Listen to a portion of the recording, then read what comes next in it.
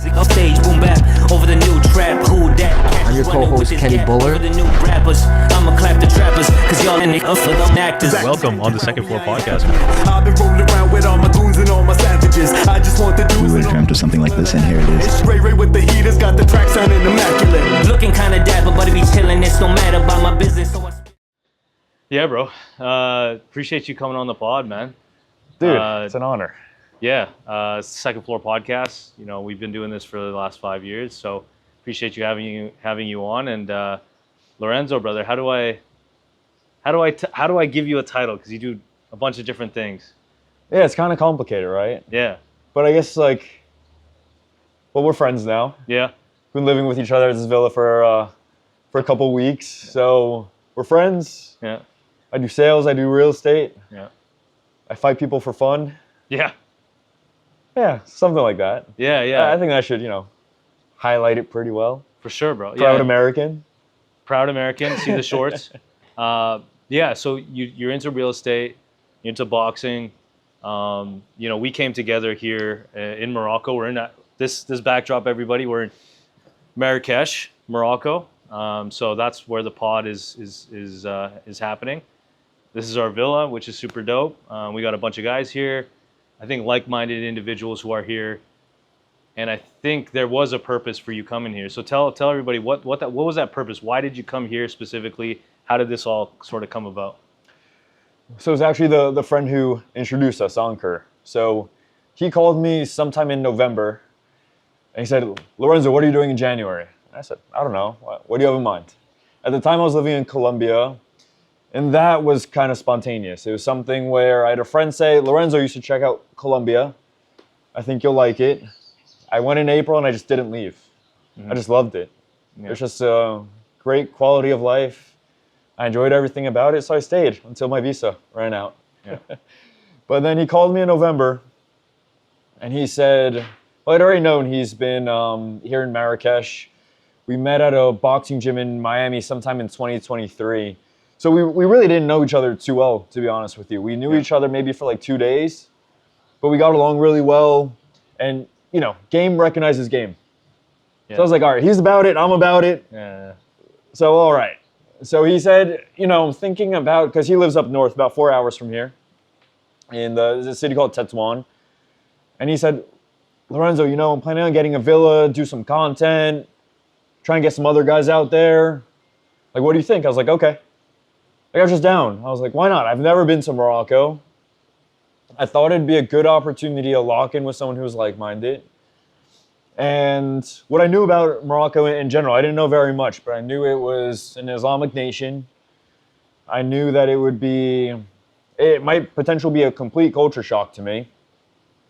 And I thought it'd be a really good opportunity just to start the year on the right foot, be in an environment where things like going out, partying, drinking, smoking, that kind of thing really isn't part of the culture here.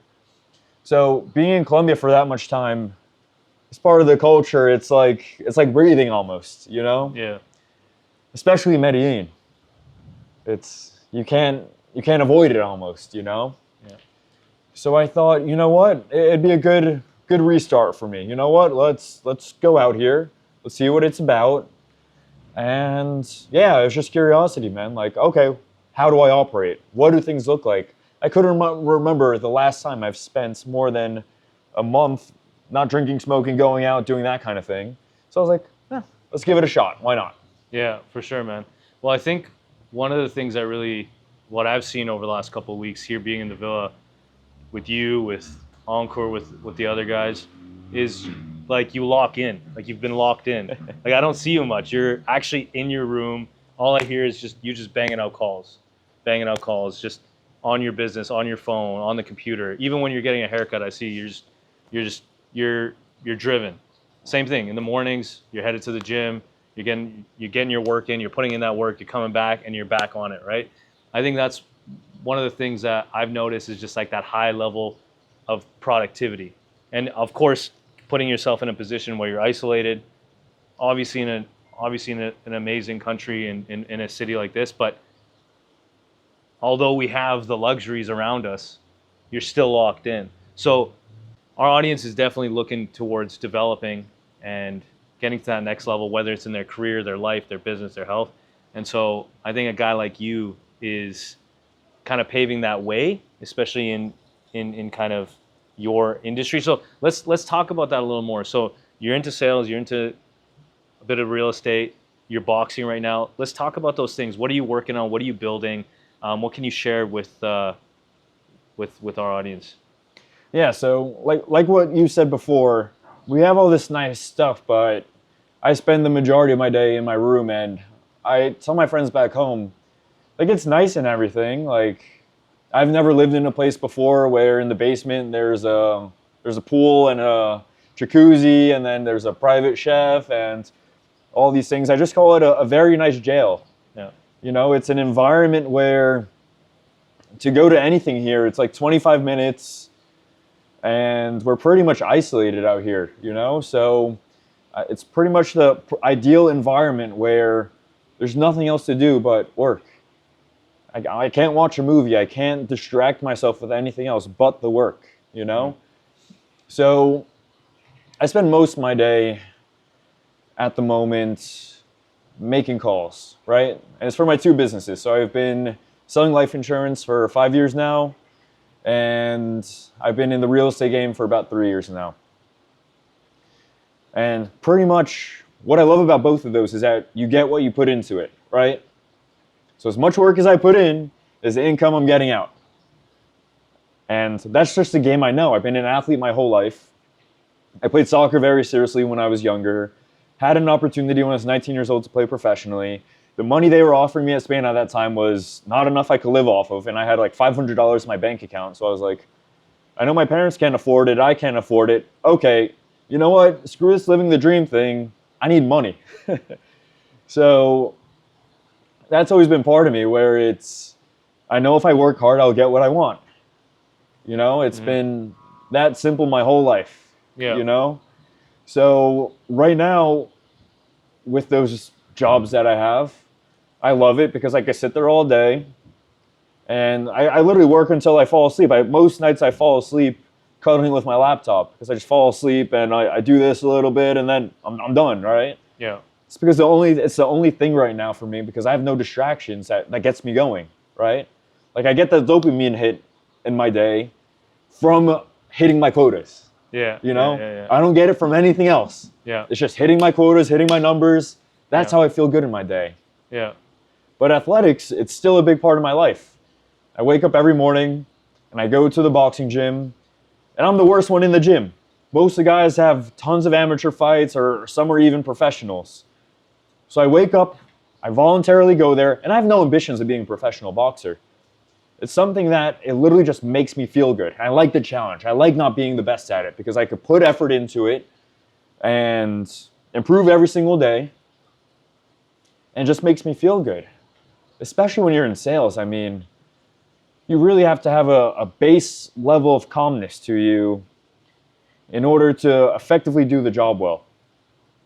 And that's what boxing gives me. I'm there for an hour and a half, 2 hours with guys who are dogs. I mean, there are guys who have made amazing journeys from different parts of the world. A lot of them come from sub-Saharan Africa, where this is their opportunity. If it's not this, they don't know how else their family's going to make it and put food on the table, you know? And I'm just there having fun. Yeah. I'm doing it for the challenge. I like the challenge. I like the grind. So when I take that and I apply it to my job, I have this invincibility complex where I'm like, I don't care. I'll call anyone right now because I just took a crazy right hook from a world champion boxer. Yeah. So whatever, who cares? Yeah. If I could do that, a phone call's nothing. Yeah. A hard conversation is nothing. Yeah. It is what it is, man. And that's honestly the combination of that makes me feel unstoppable. Yeah, I think what it sounds like is you're putting yourself in a position that allows you to grow and challenge yourself, and that in turn ignites you to do things that are harder. You know what I mean? So you're putting yourself in a position where you're a novice, maybe an amateur in something, but you love that. You're taking the challenge. You're actually reversing the mindset, because a lot of people actually stray away from that. They stray away from the hard thing. If they don't know how to do something, they probably won't want to wake up and do it. But you're saying, nah, fuck that. I'm going into it. Yeah, you love the challenge for sure, but you're not good at it, or you're maybe decent at it now, but not. There's other guys that are just 10, 20 steps ahead of you. But you're putting yourself in a position where you're challenging yourself every morning, and then that puts you that starts your day off right in order to be able to take the calls that you're doing, negotiate on the phone. And to be honest, like, you know, being here, surrounded by you, Encore, Sulaiman, these guys, just absolute killers in your own space. I actually feed off that.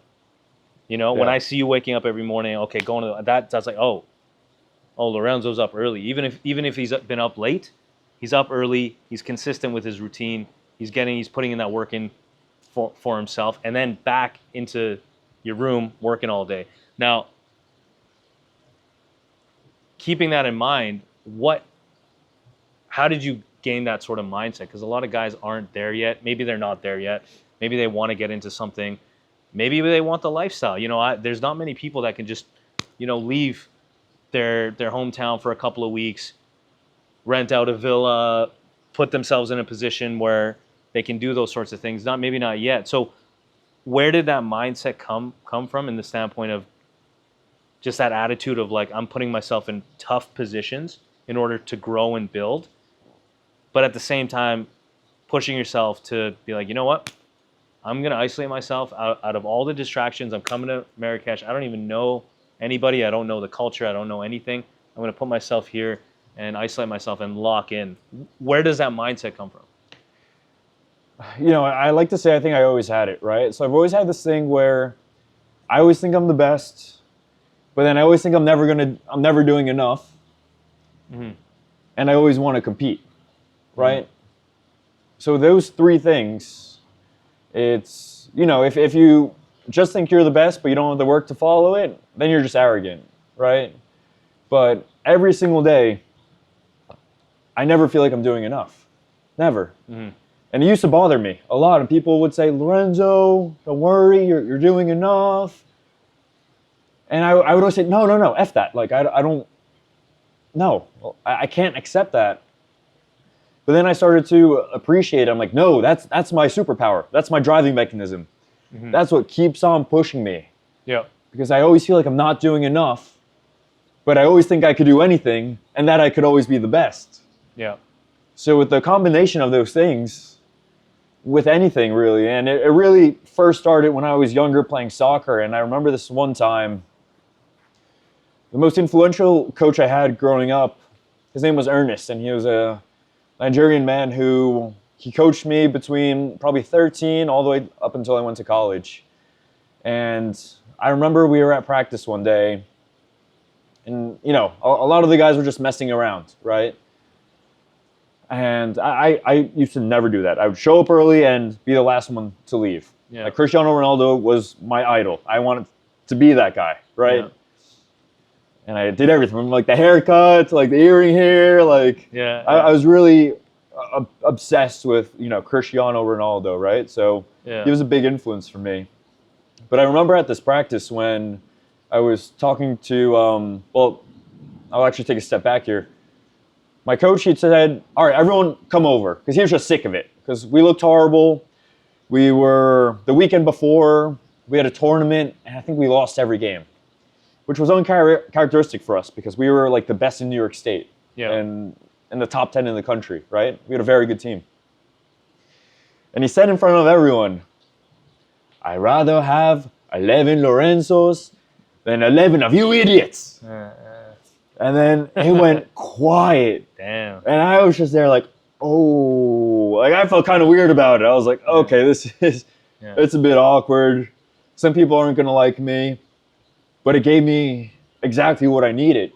Because he then said, I know if I tell Lorenzo to go run through that fence and he'll be okay, he'll go run through that fence. Because that was true. I'm very coachable. I know how to shut up and listen and just do the work. Yeah. Right? growing up, I never used to think I would know better than my teacher.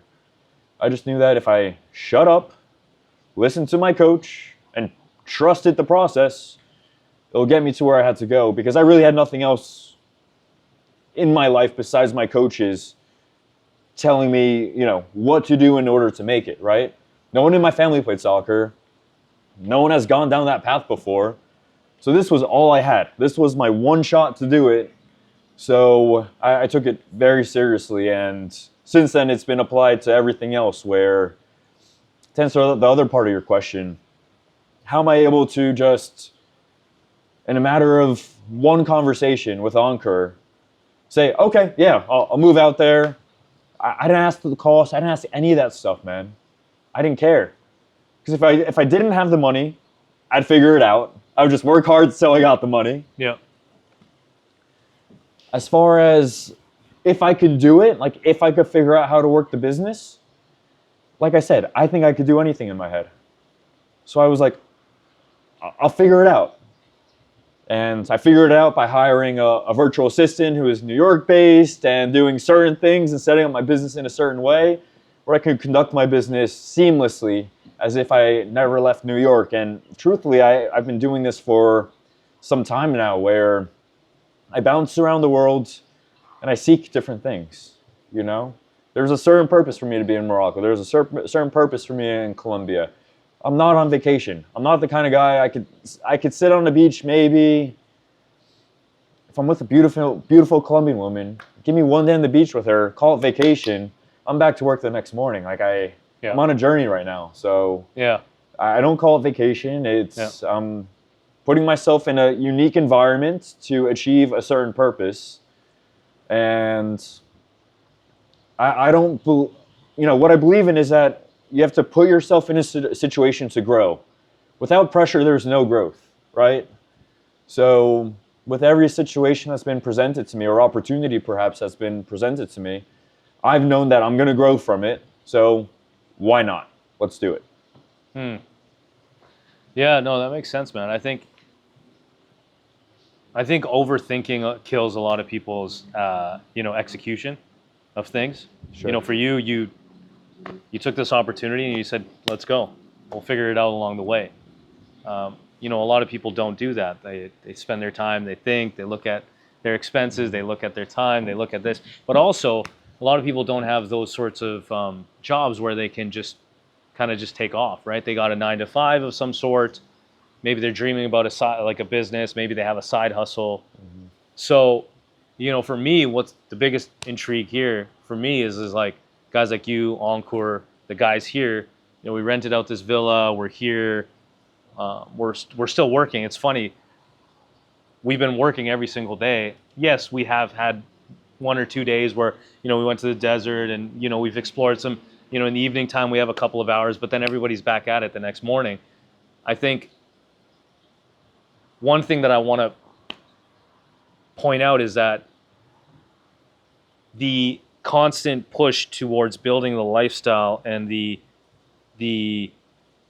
business that we want to create.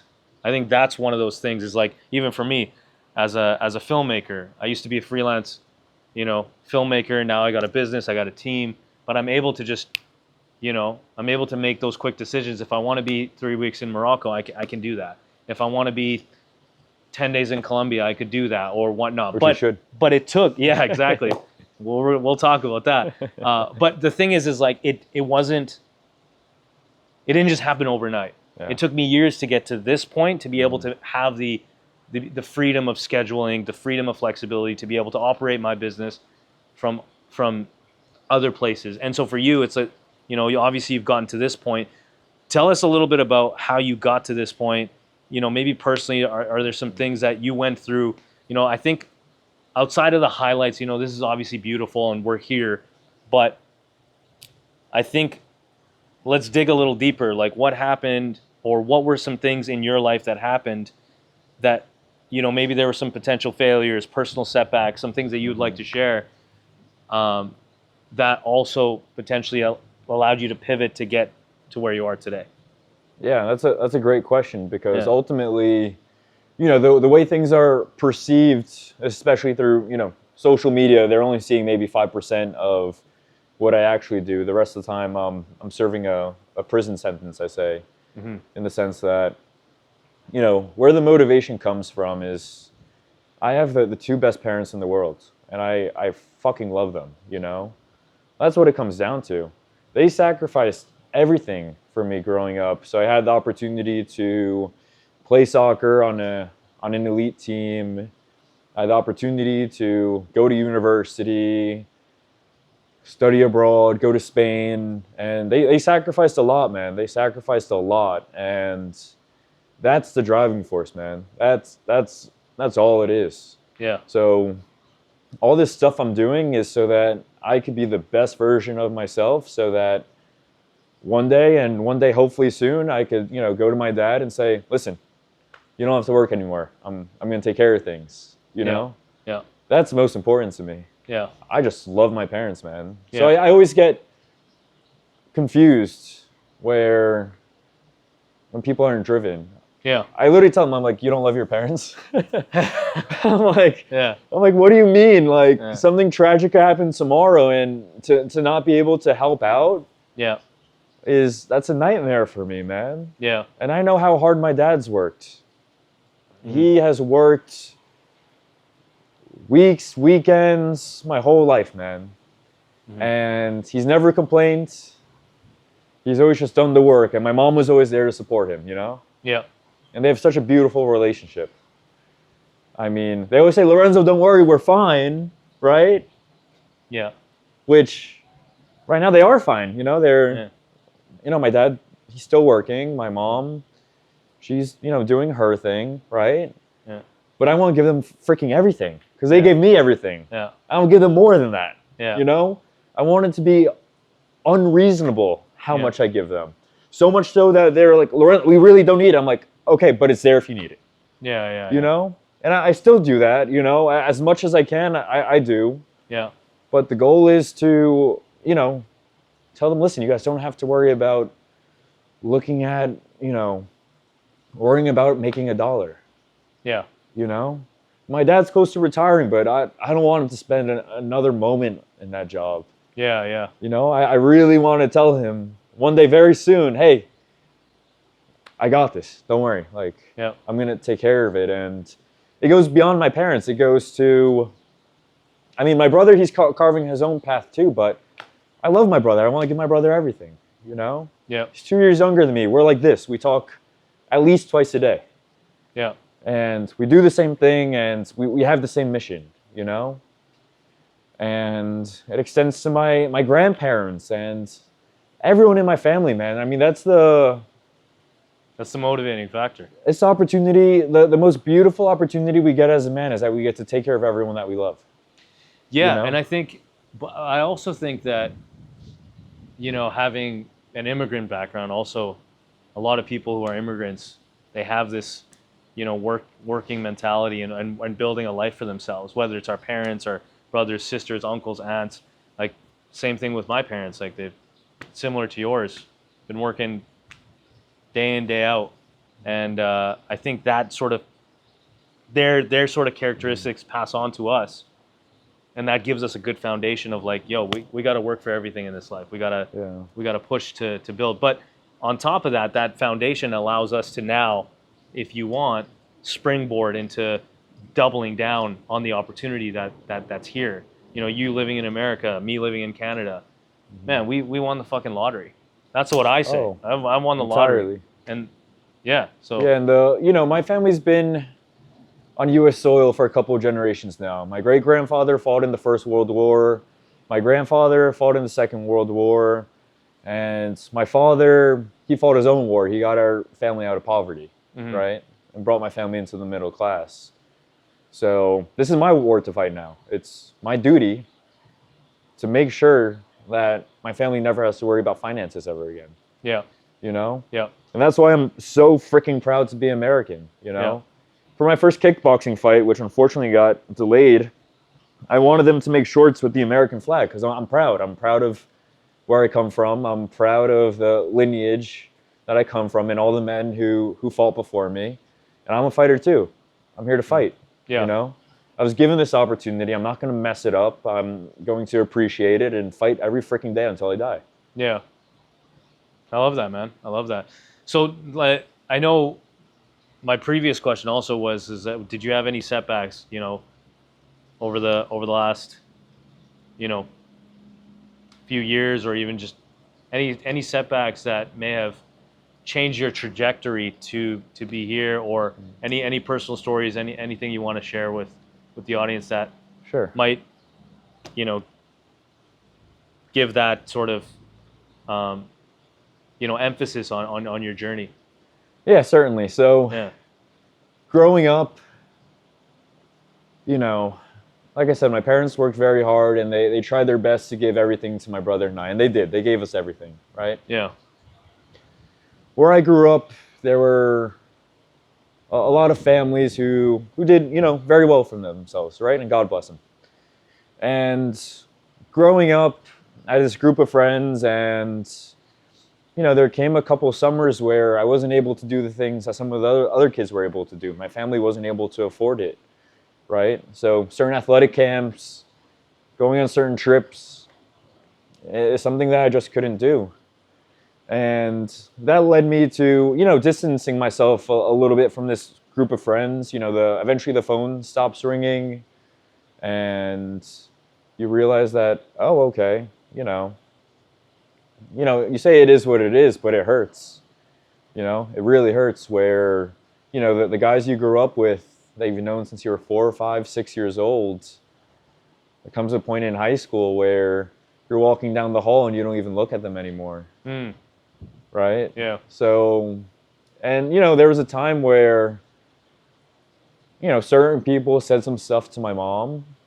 Yeah. Where it was something that I will never forget. And I always have a little bit of vengeance in me because of it. And I have a massive chip on my shoulder because of it. So it got to the point where I wanted to take everything, you know? Yeah. So it's probably in the 9th grade where this happened, where phone stopped ringing, wasn't talking to the people I grew up with anymore. I lived in a pretty small town. There were maybe about 200 or something people in my graduating class. Oh, wow. So everyone knows Pretty everyone, small. everyone's family knows everyone, right? Yeah. In the 10th grade, I made a decision where I said, you know what? Screw this. I'm not going to play for the high school team. I'm going to go somewhere else, and I'm going to become the best freaking soccer player. And I'm going to prove to these people that I'm freaking worth it. And that's what I did. In the 11th grade, I came back. I was one of the best players in the county. And I think it's because of me being there. My team in Floral Park, New York, won their first Nassau County championship ever in their history. Amazing. And I was very proud of myself from that. And I was the only one who really went on to have any type of success after that with soccer. Yeah. But, you know, to this day, I still have that chip on my shoulder. You Yeah. know? Where it's like, I don't know, where it's like they didn't think I was worth it. I don't know where the anger really sits, but it comes from that. It comes from not only myself, but my whole family, in fact, being ostracized from the community. And, you know, that's what really pushed me. Like, I'm going to be the best. I'm going to prove to everyone I'm the fucking best. And I don't care. I'll do whatever it takes. Yeah. Because my parents gave up too much Yeah. for me not to be a success. When did you realize that the path of becoming a football player wasn't in the cards, or deciding that? When was that? So it's when I had my professional tryout in Spain. This was maybe around 2017, 2018. How old were you at that time? I was about 18, 19 years old. Okay. So I had an opportunity to go over there. I was in my first year of college, actually. And I had a pretty bad experience. Me and the coach didn't get along. I didn't play many games. So I thought, listen, there aren't many people who go from an American university to then go make it big in Europe. Maybe a handful, right? So I thought, I have to go to Europe. but how was I going to go there? I had no idea. But at the time with the school I was going to, they had a study abroad program. And it was just, a little bit more of, tuition. And, my father made a tremendous sacrifice to pay that. So I had the opportunity to study abroad, and I had no contacts.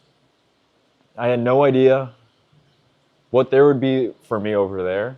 Yeah. But I thought I'll just do what I saw in the movies or from the biographies of all the idols I looked up to, like Cristiano Ronaldo. I'll go to a field, find some people, and I'll play. Yeah. And I'll show them what I got, Yeah. So that was my whole motivation to study abroad. I wanted the opportunity. I was like, this is the only thing I got, so let's go for it, right? Yeah. So I went there, found a semi-professional team, was doing well, but then my student visa ran out, so I had to come back to the States. And then an old coach of mine who had previously gone with me to some international tournaments when I was like 15, 16 years old, he always believed in me. He always knew I was very serious, and I called him telling him about my experience with the university I was at that time, and he was like, I actually know someone in Spain, and they'll give you a tryout. Because I sent them my highlight reel and everything, and he said, yeah, they'll give you a tryout. So maybe like 3 months later, I went over to Spain, and I had my professional tryout. And at this time, I also got this tattoo you can't see, but it's right here. It says, todo sucede por una razón. So it means everything happens for a reason. It's something my mom has told me for my whole life. So before the tryout, I got this tattoo, and I was like, hey, listen, we're going to be all right no matter what. Because if we made it this far, Yeah. fuck it. Yeah. We could figure it all out, I did very well during the tryout. They gave me an opportunity to come back, but the money wasn't there. They were offering like 500 euros a month. Yeah. To stay there, it was like 1,500 euros. Yeah. I had like $500 in my bank account. Yeah. So I was like, oh, shit. What am I going to do? Yeah. Like, I can't go back to my parents. They've already done all of this. And I knew they couldn't afford it, right? I could go back to the U.S. and continue playing soccer, but I didn't see much opportunity there, and the money we were spending on the university, I knew that was very expensive too. So I thought, you know what? What's the goal here? Why am I doing this? It's because I want to help out my family. I want to, be able to financially provide for my family. So I said, screw the dream. Let me go to New York City, which is, where I'm from. I grew up in Long Island, but New York City is a jump and a skip away, maybe like 40 minutes from where I was living at the time with my parents. In New York City, there's a lot of money. And I was listening to a podcast at that time, and I remember people saying something like 75% of billionaires are into real estate. So I thought, okay, so I could start to pursue that. And at the same time, I worked every freaking job that I could get. I had an internship doing data entry for my friend's dad. I was assisting a carpenter during the weekends, putting in flooring and everything. And I was also working for Apple while going to university. Because I was like, I need money. I need money, I gotta figure this out somehow, right? So, and I figured with the university that I went to, it's the Fashion Institute of Technology, it was something that was affordable. And even though I wasn't a fashion major, they had a business school. I knew if I networked myself properly in the business school, I'd be able to find some opportunity, right? I was like, there has to be someone who knows someone who's making money, because that's why people live in New York, right? It's about the grind and making it, right? Like the American dream, I feel like its heart rests in New York City. So that's what I did. I did that maybe until I was about 20 years old. So about a year and a half, dogging it every single day, working 3 jobs, getting my degree, doing all of it, because I was just waiting for that one opportunity. And that one opportunity actually came from one of my best friends. His dad had a life insurance agency, and this is when the pandemic came around in 2020. And he said, hey, he's looking to hire. At the time, Apple was toast because the whole world shut down March 15th, in my world at least. So he said, listen, we could grind out. We could, be with each other every single day, study and pass this test. And he told me, hey, there's this one guy who made 70 grand in 1 month. And I was like, are you freaking kidding me? 70 grand in 1 month? Yeah. I was like, okay, dropped everything immediately. Yeah. And that's how it started with my sales career. And I started working for this company, a Catholic organization that ultimately brought me closer to my faith. And eventually I got my real estate license. And now I would call myself a real estate investor because I'm acquiring properties and I resell them. Yeah. And that's really where it all kicked off. The pandemic changed my freaking life, man. Mm-hmm. Before all of it, I was the guy doing the data transfer from your old iPhone to your new iPhone. Yeah. That's cool, man. I think the journey, appreciate you sharing the journey, because I know, there's a lot of ups and downs with that. And then, obviously it's starting to work out for you, which is great. And I think that's the hardest thing for a lot of individuals is to give up the dream for something bigger, and I think hardest thing I've ever done. It's very difficult. We all have those dreams of certain things. And, sometimes, like for me, it was basketball. When you talk about football and Cristiano, for me, it was Kobe and basketball. And that was my thing. And I played until second year of university, and that was just my major focus. And then I remember the one day in the gym, I was like, all right, I got to give this up because I'm not going to make money out of this. I'm a 5'8" brown guy, and I have to face the fact that I have a little to no chance of making the NBA. You know what I mean? And so it was one of those things of like, okay, I got to of course I'll still play basketball. Ball is life. All the ballers out there, they know that. You still play.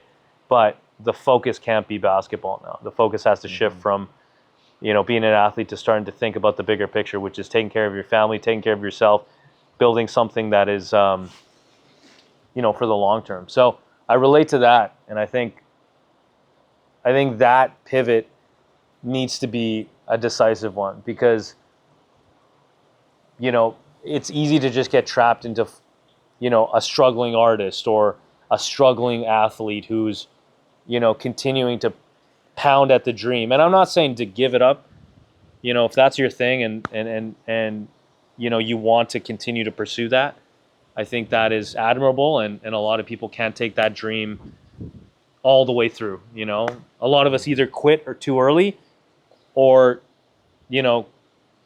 quit later on. But I think if that's your path, then, by all means go for it. But I think if we got families, we have things that we want to do, and sometimes you got to make that hard decision to give up that dream. And there's a new dream. Now it's a new dream, and there's an anchor, a purpose that allows you to go into something else. So, yeah, man, I think that's great. So, now that you've put yourself in a position where you are a real estate investor, you have this this business that you got. What does Lorenzo's next 5 moves look like? What's the next mountain you want to climb? I know the purpose, which is family.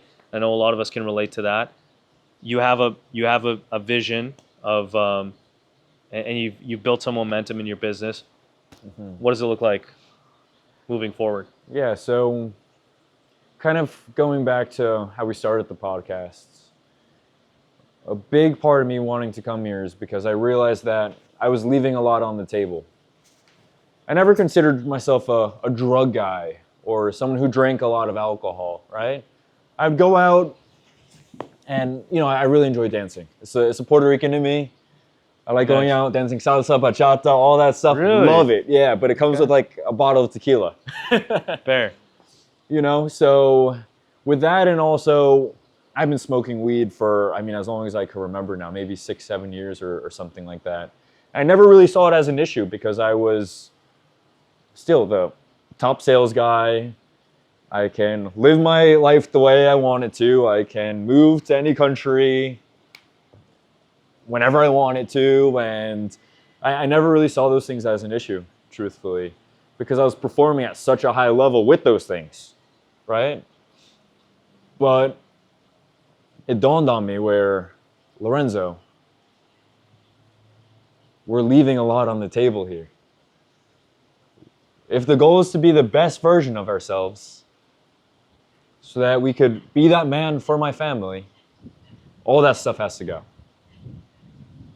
Though I enjoy it, and I've had some great nights, some great, amazing nights, I'll remember them forever. But I'm 25 years old, and I told myself, you know what? We're done with it now. Mm-hmm. I came to peace with it. I'm like, I don't need it. You know, I used to say, oh yeah, weed's great because I can, you know, I used to use it in a way where I would say, oh, all my friends in Colombia would hear it from me. They would hear me say, they're like, oh, Lorenzo, what time do you wake up? I say like, oh, like 4 o'clock, 4:30. And they're like, how do you do that? I'm like, well, if I know I'm gonna smoke a blunt when I wake up, that's good motivation. You know, so I would do this thing where I would connect something bad with something positive. Yeah.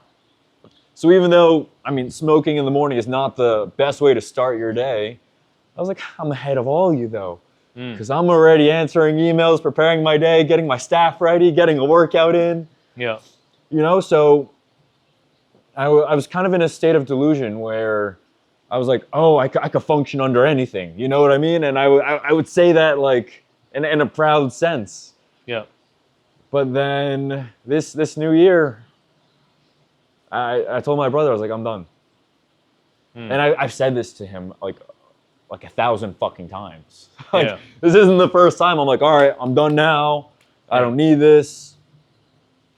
But, you know, I've been improving every single year.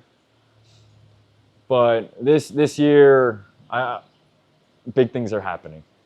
I want things to go parabolic. I want things to go straight line up. Yeah. You know, and I don't want to leave a single thing on the table. And it's been hard, man. It's been very, very, very, very hard. From weed alone, I mean, the lack of sleep you get, and then when you do sleep, there are some horrible, horrible, horrible nightmares that come along with it. Yeah. I've seen all my loved ones die. I've seen some things that are so fucked up where I can't even believe, like, this can be contained in my own mind. But that's, you know, it's interesting. Yeah. I have found Jesus Christ in an Islam nation. Yeah. Where my relationship with him has been like that. It got so bad at a point where us Catholics, we have a rosary and we use it to pray with. It got to the point, man, I was so desperate where I would have to, you know, do my prayer, I would tie it around my hand. Because I'm like, we're dealing with some demons, dude. And from what I've heard from other people who've walked the path, you have to find, you know, whether if that's Christ or whatever higher being you believe in, that's the only way out. And that's been my way out, man. It's been, and ever since that night where I literally clutched it, man, like I didn't want to let go because I was like, Jesus, please help me. Like, it's horrifying. Like I would wake up in a pool of my own sweat, or I'd wake up with my heart beating out of my chest. Like fucked up. Yeah. Like I thought I was dying. You know, it was like the worst illness ever. But ever since that night where I did that, I've been fine. And it's been absolutely incredible. It's and amazing, I'll man. continue with that for the rest of my life. Yeah. You know? Yeah. So this is a new part of the journey, you know? First, getting healthy. And then I know as a result of being healthy, everything I'll get everything else that I want. Yeah. I'll be able to retire my parents. My brother and I will be able to drive supercars one day soon. For sure. And go to the Nürburgring and do all that stuff that we love. Yeah. All that stuff is soon, but this is first. Like, the universe doesn't grant you those things without tremendous sacrifice. And I firmly believe that you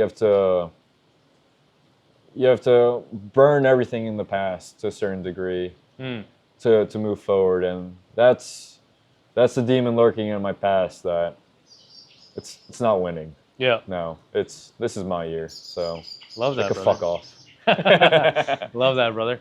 Well, kind of end off the pod as like one last thing is what does it mean to be on the second floor? So our podcast, Second Floor Podcast, our whole motto is getting to that next level or getting to that second floor, if you will. So very cool. for you, what does it mean to get to the second floor? What does that look like for you?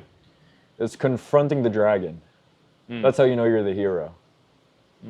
Once you know that there's a dragon you need to slay, that's when you start the hero's journey. So it's a thing that you know you have to do, but you don't do, but you tell yourself you're going to do it, but you never do it because it's hard and it's a sacrifice. That's the thing you need to do. And that's how you reach the second floor. I love that, brother. Anything else you want to leave off for the pod? You know, plug in your socials. Where can people find you if they want to follow your journey? How do they connect with you? How do they follow you? And add that in right now. They'll find me one day. They'll find you one day. They'll find me one I day. love that. We'll plug it into the description. If you guys want to follow Lorenzo and his journey, and hey man, maybe one day we do this podcast with your supercars behind us.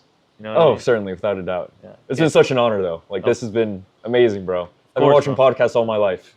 Hey man, this is So, the first one, man. It's the this is first one great. that you're on, and look forward to seeing you on, one of many, brother. So appreciate bro. you, man. Okay, that was it, bro. That was a wrap. That was awesome, dude. Yeah, how Let's was go. that? How was that? Dude, How'd you great. find it? Good. Yeah. That's all the things I always wanted to say. Good, man. Good. I'm glad. Thank you for giving me the platform, though. It was fucking incredible. You're very good at this. Yeah. Very thank you, good bro. at this. Thank you. Very good. It was. Yeah.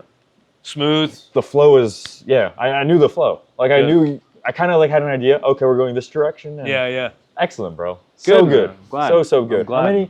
How many of these have you guys done? We've done, I think, over like 200 or 300. Yeah. Oh, get the We've fuck done it over outta the last here. 5 years. Oh my goodness! Yeah, I didn't yeah, even know yeah. that, bro. So Yeah, you're a yeah. musician. You do this shit too. What else don't I know? No, bro. We've done that. We've done it. When I started making content kind of in 2020, I was like, I need something that I can make that, I always have these conversations with like-minded individuals, my friends, close friends that I have. We always talk about, and especially at that time when I didn't have the business and I wasn't, trying to get to that next level. And like once a week, we're just, you know what, we'll just do a pod once a week, even if the quality is incredible. shit. But it's like conversations about Yeah. personal development, how to grow, how to get to the next level. Things that we decided to do, and we've done it once a week for the past like 5 years. Oh, that's incredible! Wow. Yeah, just this past year, we've kind of slowed down a little bit, but it's just me and my co-host Kenny. We've done Nice. it, and it's been fun, man. We brought on lots of individuals out from business to health to athletes, people that are pursuing different things, man. Oh, incredible, bro. Yeah. Oh, let me take you out to dinner tonight. Sure, Sound bro. good? Sure, bro. Let's fucking do it. Let's do it, man. I'm down. Okay, I think that's a wrap.